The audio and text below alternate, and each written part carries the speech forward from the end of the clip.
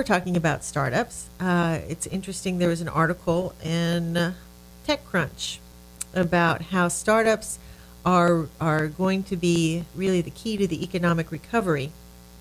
In it, he says, the news continues to be filled with headlines around the possibility of a false recovery.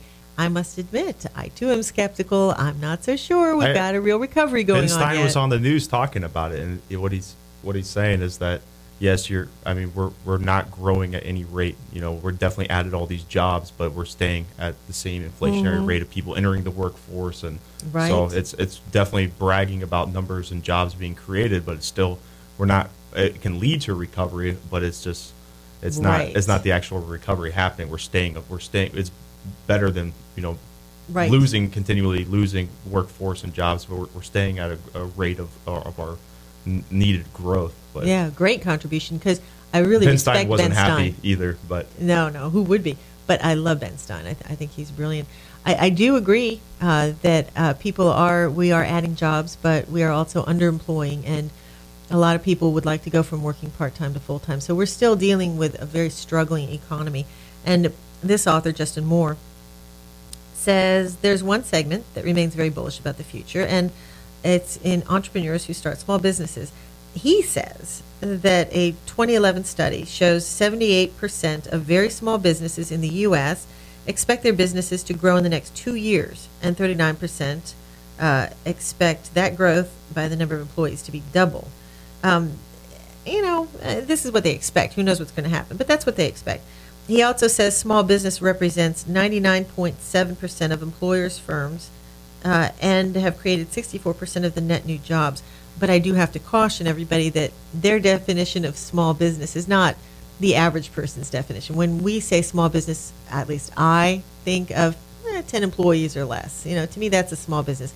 But a lot of the Small Business Administration's definition of a small business is much, much larger. And that's what actually Cynthia was just talking about. Cynthia Johnson was talking about how they had expanded a lot of their funding to in our last show. A larger set. So they were actually, those smaller businesses were being categorized in that way, but they're now even more applicable for funding from the state and different programs for the state. So sometimes they're saying small business, it didn't mean that you might still qualify. You should call up the SBDC and see what programs you're available for. But I agree with the startups being a part of the recovery. I'm a big believer in small business, because I've worked for a lot of small businesses, and that's where I've always seen the innovation and the hunger. I agree. And here it says small tech businesses, and again, you're a techie, so you come at it from that perspective. Small tech businesses create 13 times more patents per employee than their larger counterparts. And other fast-growing markets are accounting, biotech, of course, healthcare, obviously, and others. Small businesses are resource savvy because they have to be. They have to economize. So they are going to use cutting-edge technologies, using less resources than the bigger businesses would, because they have to. There's going to be power in numbers. The small business segment is responsible for nearly 65% of global GDP. They're going to be visionaries as well as realists, because they're going to be able to think innovatively, but they also know they've got to produce, because they're on the line. They don't have anybody else to fall back on. They've got to make their business succeed. So there's going to be a lot of drive and hunger that you won't see with a lot of the bigger businesses where they get comfortable. They are skilled at figuring out how to gain leverage where possible through trade associations, partnerships, and referral networks, which I do swear by. And they say if you look at history, you'll see a lot of times where a very successful combination is a smaller company with a bigger company. So the smaller companies sometimes are complementary to the larger ones. Maybe a small advertising firm, complementary to Coca-Cola, where they would give them a better campaign, a more edgy campaign, as we've seen in the past. So sometimes smaller companies work very, very well. And these tie-ins these tie into some of the startup ideas that we're talking about are hot. Just highly recommended. But we're talking about accounting, which has always been huge in healthcare, and you said biosciences as well. Right, biosciences, and healthcare is just always going to be destined to grow. That's a surefire bet. That's one of the top.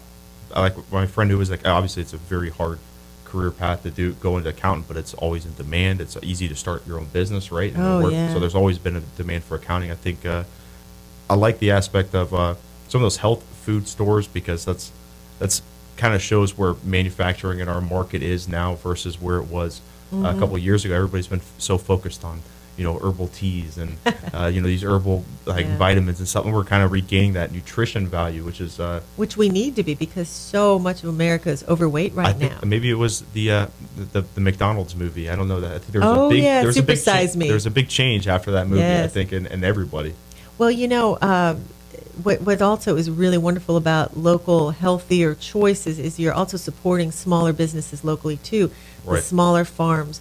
The people who at one time were lucky if they could get anybody interested, now have an outlet through a farmer's market or through the local produce stores where they're really wanting things that are made and raised locally. So it's great for the local economy if you buy through these specialty stores, and they also get to be a little more creative. Well, when you talk about small business, I think we've talked about small businesses in the article before, and a lot of that money versus a large corporation, they're either outsourcing the money, a lot of that money out of America, where the small business is more likely either to go to the large company to buy stuff like furniture or things that they need, or pump it right back into the economy. So it benefits, if there's a lot of startups happening in Florida, more of the local businesses surrounding it are going to end up benefiting it. Absolutely correct. Yeah, you're not going to be funneling the money elsewhere. I completely agree. And the same really can be said for churches. Churches are the same way. The smaller churches that are non-denominational, they keep the money in the community. They have outreach programs into the community. The bigger churches, a lot of times the money gets funneled to the bigger churches outside of the community. So it's just, the more community-based, the more the community is helped. Just true with business and so many other things.